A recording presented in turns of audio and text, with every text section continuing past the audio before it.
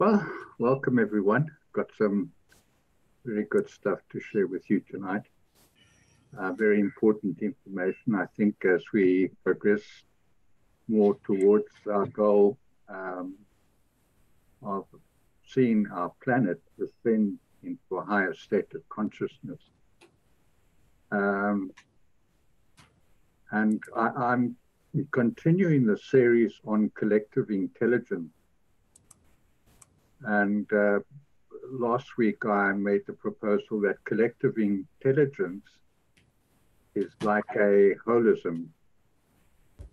And if one examines what a holism is, it's like a body, a physical body, which is a kind of holism. And that physical body consists of over 7 billion cells. And each of those cells is working towards and serving the whole body in order to allow the body to fulfill its purpose and do what it was designed to do. So, in a sense, that all those cells, molecules, atoms, minerals,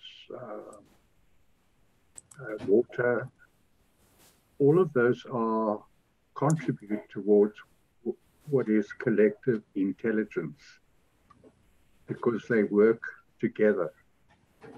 They don't work against each other.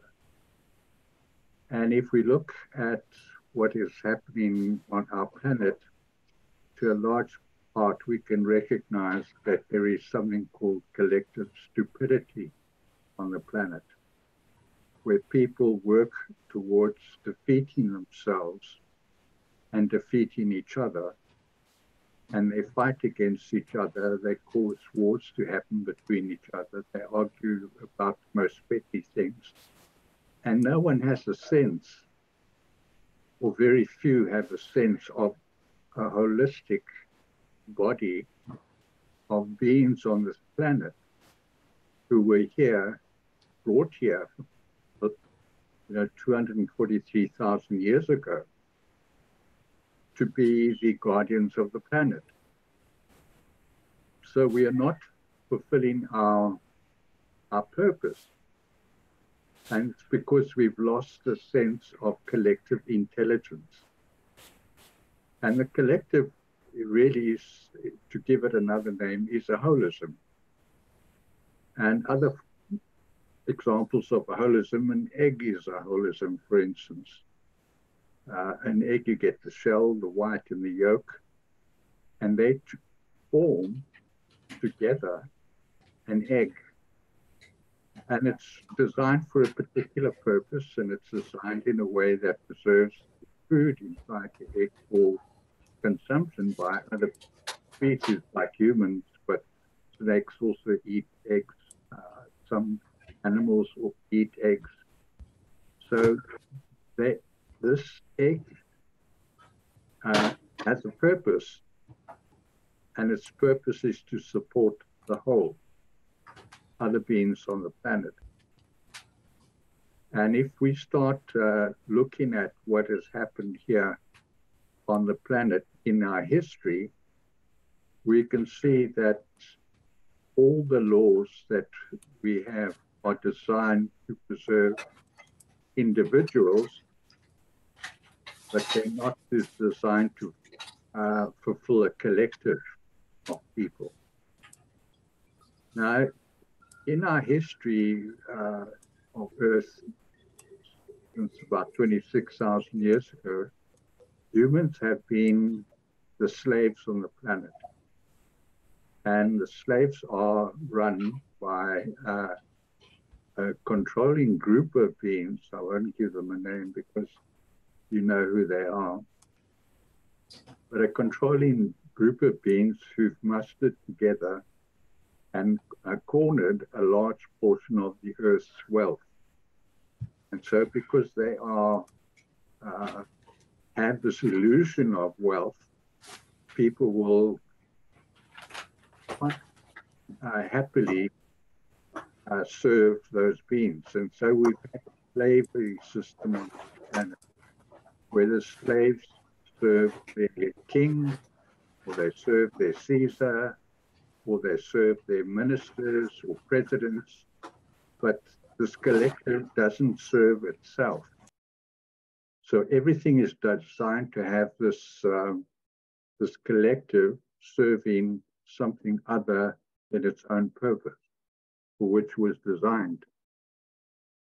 And slowly, over many centuries, people have begun to understand the concept of freedom, the freedom of the individual and the rights of the individual. And this started in 1215, where the peasants in England revolted against King John, who was, whose coffers were empty, so he began to require a large amount of tax from his people. And the taxation was punitive for the people, and they couldn't survive, so they rebelled against King John. And through their barons, their land barons who joined their cause, they decided to revolt, and it was called the People's Revolt of 1215, and they marched on London to overthrow the king. Well, they were met at just outside of London by the king, who agreed to meet with the barons and to consider a document that the people had been prepared, and it was called the Magna Carta. And the Magna Carta was probably the most important document that was produced in Earth's history. Or Earth's known history, because the Magna Carta set out what the relationship should be between the people and their king. And they decided in the Magna Carta, they wrote the clause that the people were not allowed to be taxed unless they approved the tax. So a body needed to be created that would negotiate on behalf of the people with the king. So this negotiation between the king and the people created what is called parliaments. In the USA, you have a Congress and a Senate. And these bodies are there not to decide on how to spend the tax, but they are there to negotiate tax between the people and the governing body, whoever that is. Well, that didn't last too long. The Magna Carta changed things in America, in the United Kingdom, for just a matter of 200 centuries. And then in 1630, thereabout, the people began to revolt against the reign of King Charles I, who also wanted to tax them basically to death, because his coffers had also been emptied by his wars in France. And so the people revolted again, and they in fact marched on London and beheaded King Charles I. Let's hope King Charles III has better luck. But King Charles I was beheaded by the people, and they set up a military government in the United Kingdom until a Duke and Duchess the Dutch Duke and Duchess were asked to take over the reins of the king in England, and this has caused its own disasters over the years. But nevertheless, then when the people from England started, and that region, Ireland, Wales, and Scotland, started emigrating to the United States, they had one thing in their mind, and that was their freedoms, their personal freedoms. So they took with them the consciousness of the Magna Carta. And when the people landed in Jamestown in Virginia, they set up a little colony, and they wrote up what they called the Virginia Charter, which set out the rights of the individuals in the colony and in the colonies as they were going to spread the colony and grow it.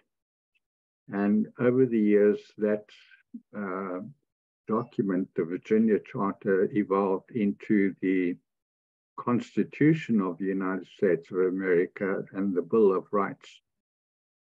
And the Bill of Rights says that the people have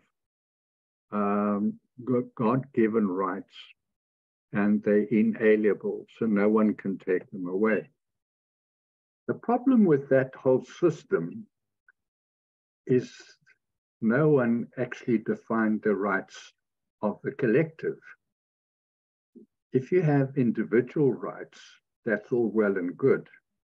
But if the collective doesn't have rights, then the collective the individuals in the colonies or any group or collective can be manipulated. So we need to rewrite the Magna Carta and the constitutions to protect the collective rights of all collectives on the planet. And these are all families, starting with the smallest unit, the collective rights of communities, the collective rights of people in towns, suburbs, towns, cities, the collective rights of people in states, the collective rights of people in countries, and the collective rights of all humans on this planet. And that's a huge undertaking, considering that we still have laws which preserve only the rights of individuals, but not the collective. So as we progress further, it's important to understand that if we want collective intelligence on the planet, the collective has to work together for the good of the collective, or the good of the holism, the body that they identify with, and through which they can serve their purpose. And if one looks at the body, when the body gets sick, it has a self-healing mechanism. It has an immune system, and when cells are inflamed, which is what happens to cells when they get sick, the body sends out signals. Cells send out signals to call T cells into the inflamed area and to repair the damage. So if one uses that example of self-healing, the collective needs to include laws that create a self-healing within that body or that collective of people. So we need a courts or a systems within the body or the collective to preserve the collective. But the collective is just one collective in a body of collectives. In other words, there are many different nations on the planet. There are different communities, different cultures, languages, genders. And all of these people have the same rights. We can't say that the Russians have less rights than the people in the United States of America, or the Chinese have less rights than the people in Malaysia, or the people in Malaysia don't have less rights than the people in Africa, and so on. So we need a body that serves the collective. And in this planet, that body is supposed to be the United Nations.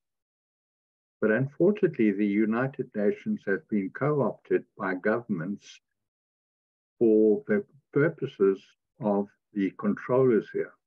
The people who control the planet have co-opted the United Nations for their benefit. So this corporatocracy that exists is designed to remove our rights at their choice, at their will, as they did in 2020 with the lockdowns, where governments simply removed the rights of their people and caused them to told them to stay at home, they had to wear masks, they had to, um, um, sanitize, they had to, and for months people were locked in their homes. The children couldn't go to schools, there was no assemblies allowed in schools and churches and so on.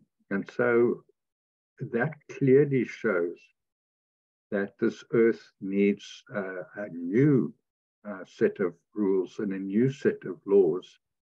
And unfortunately, they're not going to come unless the people revolt. So in a sense, we need another people's revolt. And though the people's revolt was largely peaceful, what they did is they co-opted people to join the revolt as they moved along towards London. So we need to create that movement of people who will stand together against the tyranny that exists on this planet. And if we understand collective intelligence, we can easily build that body, that movement. And in fact, there is a movement on this planet which already is pretty much doing that. And that is the Make America Great Again movement.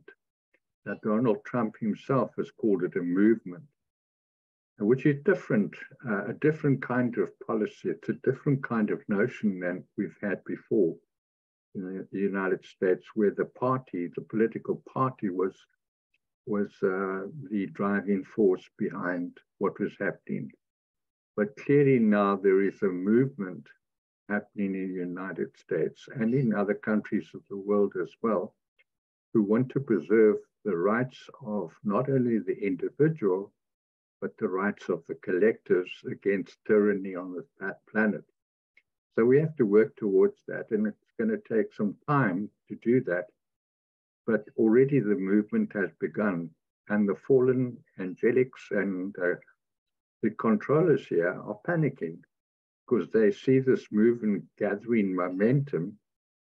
And the wonderful thing about collective intelligence and a holism is that the whole is greater than the sum of the parts. And this energetically works, as I've spoken before, how waves of energy are enhanced and grow bigger when there is coherence between different waves of energy. So this wave is growing much bigger on this planet, and it's not just in America. There are many other countries where it's taking root, like France, Italy, Germany, Holland, in the Balkan region, the Hungary's very much on board. And I think even the Russian people are on board with it. But there's so much corruption that is going to be coming out over the next couple of months that people are going to be aghast at how corrupt our governments are, how corrupt our political leaders are, and that we are living, in fact, in a corrupt system. So I would encourage people to keep in mind this notion that if they want a system that works, that is collectively intelligent, that they examine holism. And there's a lot more I can say about holism and how it works, but I'll do that in later videos. But for now, that's all I have to say for tonight. And I hope you've paid attention and understand what I've said. And if you have questions, please let me have them, and I will address them in further videos. So I just want to ask Irene if she has any questions. Yeah, I have a question, Colin, because you talk about making these new rules that support the collective, and like right now, as I see it, the core problem is that first rights to the land everywhere are in the hands of some dead entities, corporations, fictitious entities, and people have nowhere to go. I mean, they are on this land, and technically, when we are on these lands, like I'm now in a small town that is incorporated, it's a city, I am considered a corporate asset, a resource. So that means that whatever they do, they can harvest me without any regard for my well being. And somehow, on some level, I was strict to consent to this arrangement. And now I want to revoke that contract. And it's very hard when you don't have first rights to the land as a living being. Yeah. Yeah, it's a very deep and difficult problem on this planet, and it's felt everywhere. And this this problem has arisen because the law allows for the definition of a natural person as a corporation. So corporations in law are considered to be natural persons, which is insanity. How can you have an organization that has no identity, has no responsibility, that has no collective associations, that they only it corporations are in a sense a holism themselves. So they interfere in our holism as people, natural people of the land. So one of the first things that will have to go is the definition of corporations as natural persons. And they should be divested of all their assets and their assets distributed to their shareholders. And their shareholders may get together and incorporate as a partnership or as a cooperative, however they wish to incorporate, but then they must recognize that individual rights and responsibilities cannot be abrogated by hiding behind a corporate identity, so that individuals can still be held liable. Now, this was done to cause what is called limited liability, because corporations didn't want to have unlimited liability, so they limited their liability. That's why corporations are called in the English world something which has limited in the definition. You know, corporations have that word limited.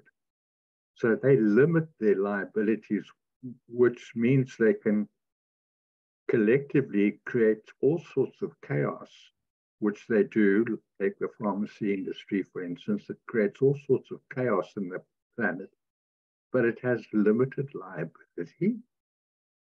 Surely, if a man murders other people, he should be hung. Well, that's the law of the Bible, you know, but there should be personal responsibility for actions that cause loss, cause harm, and limit the freedoms of other people. But we've forgotten natural laws, we've forgotten the terms of the Magna Carta, and even the United States Constitution supposed to protect people's rights. But horror of horrors, most people don't even know what's in the Constitution of the United States. You know, and I've read it several times and I understand what's in there. I've read the constitutions of many countries and I've compared them to see how they differ from each other. And sadly, people have given up their own responsibility towards themselves, and they've given up their responsibilities towards a collective. And they are really this mass formation psychosis, hypnosis that took place in 2020 is a result of that. People just agree not to take action. People agree not to do anything about the robber barons on this planet. And so we have to change a lot of things. And one of the things we have to change is the notion of what a collective is. Are we going to be collectively stupid or are we going to be collectively intelligent? And which side of the equation do we want to be? Do we want to be on the side of the collectively stupid, or do we want to be on the side of collectively intelligent? And collective intelligence incorporates the notion of holism, where all the parts of the collective work together for the benefit of the whole, and they in fact get their benefits from being a member of a part of the whole. And that's how the human body works. The body itself gets its reward from being, in service to the whole body. That's how our muscles grow. That's how our lungs work. That's how our heart works. And we've just forgotten this notion of holism and collectivism. Like the Earth is the holism of the solar system. The solar system is the holism of the galaxy. The galaxy is the holism of the universe. The universe is the holism of the multiverses. So it's all a fractal thing, and it goes right down to the smallest particle. From the macro to the micro, it all works the same way. And that's what is intelligent. Intelligence beings preserve. Stupid people destroy. And we have to look at our governments and say, go to war? What are you talking about? We don't murder other people in the name of our governments. And we just should refuse, to become murderers. That's what our governments require of us. And so we become collectively stupid because we think our individual rights are more important than the collective rights. And so we don't speak to our neighbors and ask them, what do you think? We don't talk to each other and say, do we want this to really happen? Well, I do that. And while most people know what is going on, very few people will actually do anything about it. And I'm getting on in life, and I've been a political activist and activist in many areas, in Christianity and religion and other areas.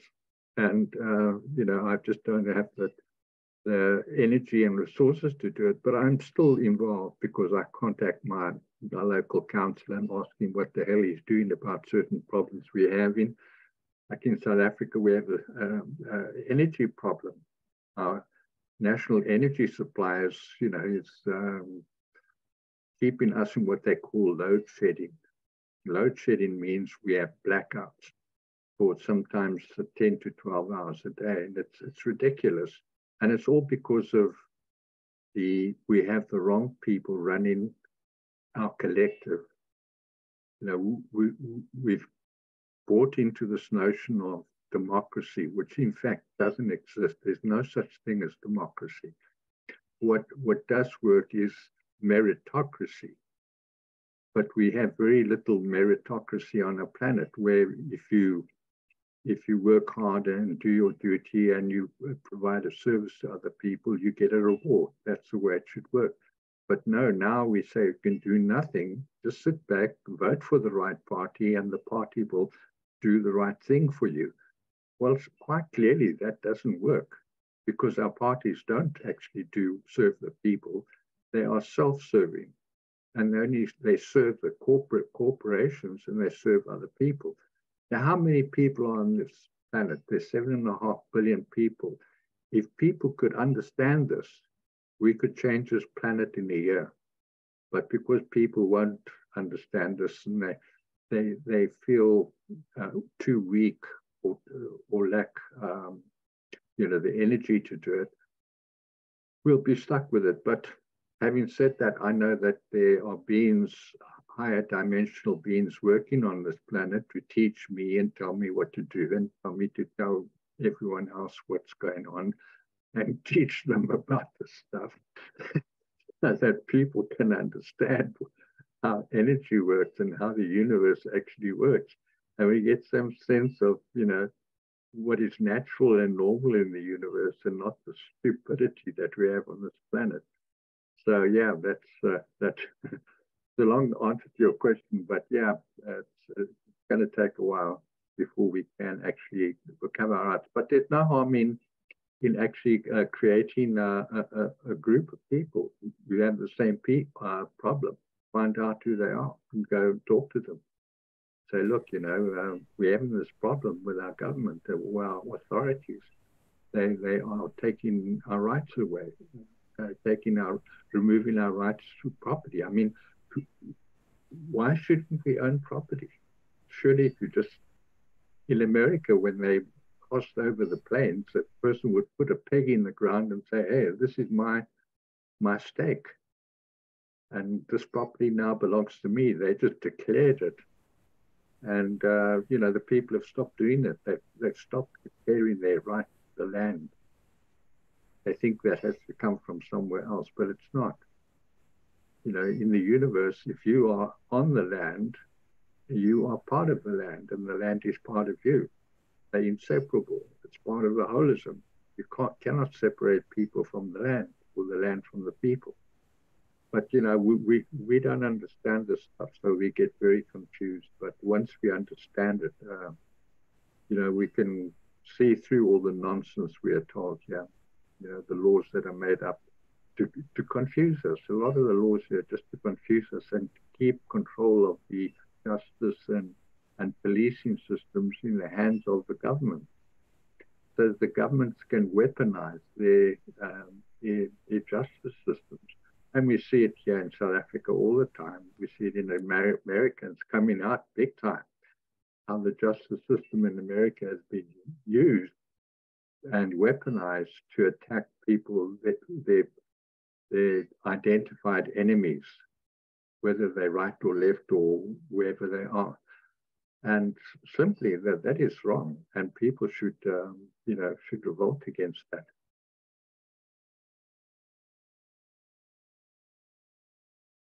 Does that give you some idea? Yeah, no, my other teacher that I follow, she also talks about this whole restructuring where you form an intelligent collective from the bottom up. Yeah, that's what we have to do, neighborhoods. But Colin, there is I would say, according to what I perceive in this reality, there is a lot of movement, like let's do off-grid communities, let's do intentional, but I feel like still that consciousness, it's not like, it has a lot of shadow and trauma, and they don't know what they are doing. Like there is still someone who kind of wants to organize them, versus like this holism that you talk about in the body, it is self-organizing. It's not like, oh, you wash the dishes, you plant the carrots. No, it has to be totally. And my idea, my vision is to, for something that is not, it's very fluid, like it's a, I call it in my mind sacred space of evolving consciousness, because it's like, okay, we do these things, we have these experiences as a collective, and then we move to the next level. But most what is kind of catching now some momentum is, oh, we must get our food and get our gardens, and that's kind of another trauma-based system of enslavement, because you get people to devote all their energy to, let's say, gardening or growing pigs. To me, growing pigs, it's terminated. Growing chickens is terminated, because chickens need to learn to fly. Like, I want to go in meditation and know through direct experience how the birds were genetically mutated, in particular chickens and hens, to cut their ability to fly. I don't care to eat eggs, but people want to, okay, let's have our off-grid community, la la la, happy, and let's do eggs forever. So it's like almost going from being on a leash of 5 meters to being on a leash of 50 meters and calling that freedom. Yeah. Yeah, no, it's a problem, but I have a sense of how powerful a movement can be from several examples in my own life. where I used just that certain principles like a common vision, common goals, common values, having an egalitarian consciousness so that everyone is equal. There's no leader or there are no leaders, but they're just a group of people, and each person has their own designated talents and gifts, and so they contribute those talents and gifts towards the whole. And then you just spread the word, and eventually this thing takes on a life of its own. I saw that in the one example I quoted earlier in the earlier videos about my experiences in my youth group. We created a very big movement. And then I also, when I decided to get involved in politics for a time, and I contacted our local council, and he told me he didn't have a ward council, and did I have any ideas? And I said, yes, I can develop a ward council for you quite quickly. And so I got together with him and used those same principles to get people to gather together. There was, although I was the chairman of the council, I didn't consider myself the leader. I listened to everybody, and and people's suggestions were noted and taken. And then we would discuss these suggestions, and we, then applied them as they were accepted by the group. And within a year, we had a very well, it was a large committee, but it was also a very vibrant and energetic committee doing street, passing out leaflets at streets. We went to shopping centers and we passed out leaflets at shopping centers. We did all kinds of things to get the word out about the political party we were supporting. But it is the same principle, just create the collective and give it some energy and momentum. And pretty soon it develops a life of its own, so that after 18 months with this council, I resigned and left because I was getting a cataract in my eye and I couldn't travel at night. So I resigned and left them, and they're still going today. Little council. It just needs that energy and momentum, get it going and get the movement going. And if it's fed with the right values, the right goals, the common vision that people must have, they must buy into the vision, and it's happened around the world. Some people have set up some amazing movements of, people. There was the feminist movement that started in the late 1800s, and some women did some crazy things, like Lady Godiva riding a horse naked into, a horse show. And she got a lot of publicity, and people started listening to her because people said, well, that lady liked to do that, and women shouldn't do that. Why was she doing this? So people wanted to know why. So she told them, why are women only considered for their bodies? Why are they slaves to men? Why are they the ones who have to cook and sew and mend and so on? And men don't do that. Is a woman's place just in the kitchen, in the home? Or doesn't she have some other big purpose that may be required? In different duties, that why don't men come home and cook? I've never really understood that. I've never understood.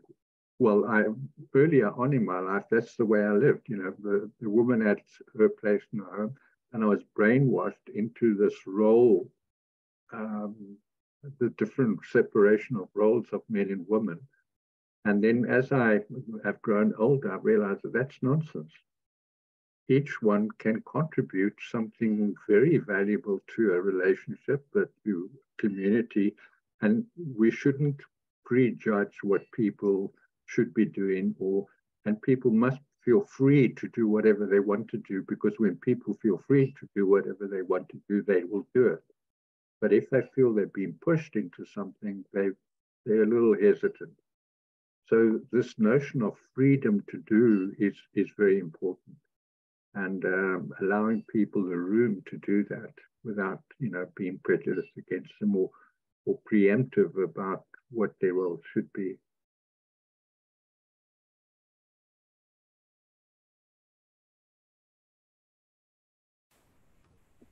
And now I'm going to put my foot in it about the role of men and women, because I think there are many men who still have this notion that, women have a woman's place is in the kitchen. But fortunately, there are a lot of men out there who have become very good cooks and are happy to clean the rooms and contribute in that way. But that's what it is, contributionism. And men don't contribute enough to their families. They think they are contributing by being providers. Well, that's only one area of their responsibility. The other area is looking after the emotional, spiritual, and intellectual well-being of the family. And if they don't participate in all those areas, they are neglecting their families. It's as simple as that.